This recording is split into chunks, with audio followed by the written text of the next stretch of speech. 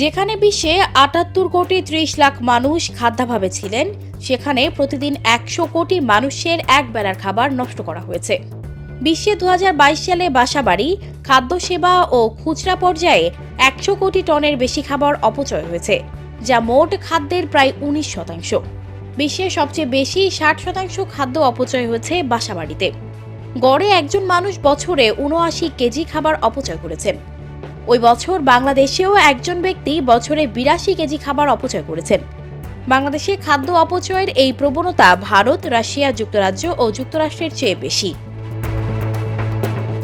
জাতিসংঘের পরিবেশ বিষয়ক কর্মসূচি বা ইউনেস্কোর প্রতিবেদনে এসব তথ্য উঠে এসেছে। ফুড ওয়েস্ট ইন্ডেক্স রিপোর্ট ২০২৪ শীর্ষক ওই প্রতিবেদন সম্প্রতি ইউনেস্কোর ওয়েবসাইটে প্রকাশ হয়।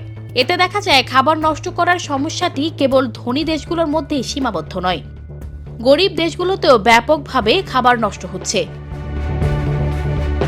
জাতিসংঘের হিসেবে বাসাবাড়িতে একজন ব্যক্তি বছরে গড়ে ভারতে ৫৫, যুক্তরাজ্যে ৭৬, যুক্তরাষ্ট্রে ৭৩ ও রাশিয়ায় ৩৩ কেজি খাবার অপচয় করেছেন।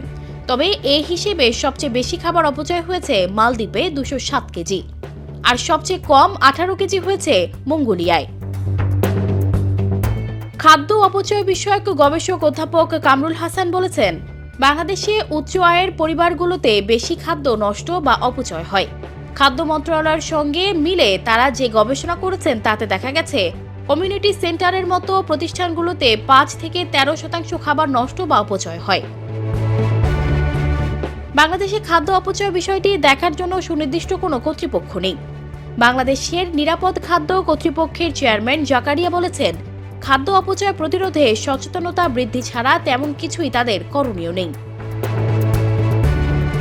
সানজিদা রহমান, প্রবাস খবর।